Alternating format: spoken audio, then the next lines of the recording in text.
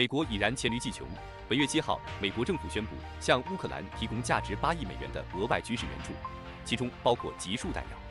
集束弹药又被称为子母弹，一般来说是指将多枚小型炸弹集合到一个母弹体中，由战斗机或轰炸机投射在空中分裂后，多枚子炸弹落到地面，造成区域性杀伤。这种集束弹药散布面积大，也容易误伤平民，而且很多次炸弹落地后并不会立即引爆，从而形成长久的隐患。目前，国际上有123个国家都禁止使用和储存这种武器，并制定了集束弹药公约。然而，美国、乌克兰、俄罗斯都不是签约国，因此并不受条约的限制。对于这一举动，俄罗斯外交部表示，美国决定向乌提供集束弹药是一种绝望之举，不会对俄军的特别军事行动产生任何影响。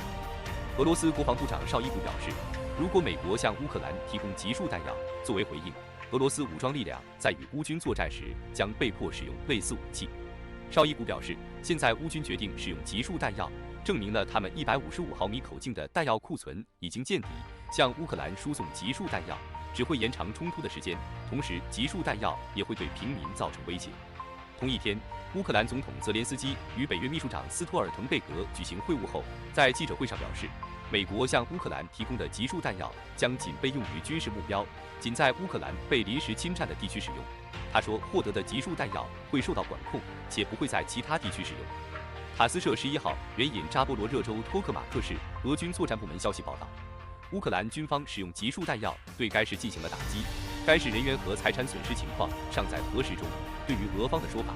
乌克兰方面尚未作出回应。绍伊古表示，俄罗斯也能制造集束弹药，其效力也远超美国，种类也更多。但俄罗斯明白这种弹药对平民可能造成的威胁，所以之前和现在都没有在特别军事行动中使用。美国在此时向乌克兰提供集束弹药，意欲何为？乌克兰从6月初进行大反攻以后，已经打了1个多月的时间，1个月时间效果并不明显，因为战场上推进的速度比较慢，形成一种拉锯战。美国国防部认为，可能是乌克兰缺少弹药，就要提供更多的弹药，不然的话，俄罗斯将占领更多乌克兰的领土，这是美国不能接受的。在这样的情况下，美国提出来要向乌克兰提供集束弹药，美国此举一出，随即就遭到了包括美国其国内和西方多国乃至联合国等各方的反对，警告集束弹药将会给平民造成巨大的伤害。美国过去在越南、老挝还有科索沃等等一些国家都使用了这种弹药，破坏力巨大，而且后遗症很多。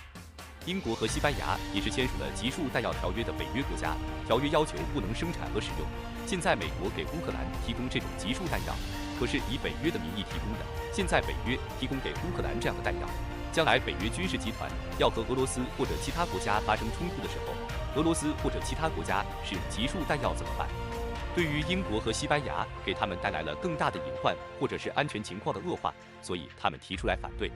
还有，他对平民的杀伤更大，受到了国际社会的普遍的反对和谴责。为何北约内部有不同的声音，国际社会也是持反对的声音？但是，无论是北约内部的不同声音，还是国际社会上的反对，美国还是一意孤行，坚持把这种弹药提供给乌克兰。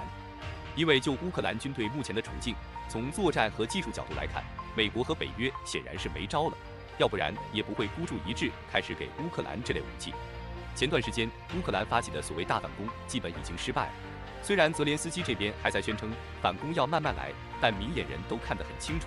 损失了那么多兵员和美国北约援助的装备，只夺回了几个小村庄，再打下去没任何意义。美国和北约这边能给的常规武器几乎都提供了，连炮弹库存都快见底了，还是扶不起，让美国感到无力，只能把集束弹药拎出来做续命稻草。曾经傲慢不可一世的世界霸主锐气受挫，也让美国自身产生了日薄西山的危机感。为了维持美国霸权的余晖，不惜以为世人不耻的方式穷兵黩武，让曾经自己引以为傲的世界文明灯塔蒙上斑斑劣迹。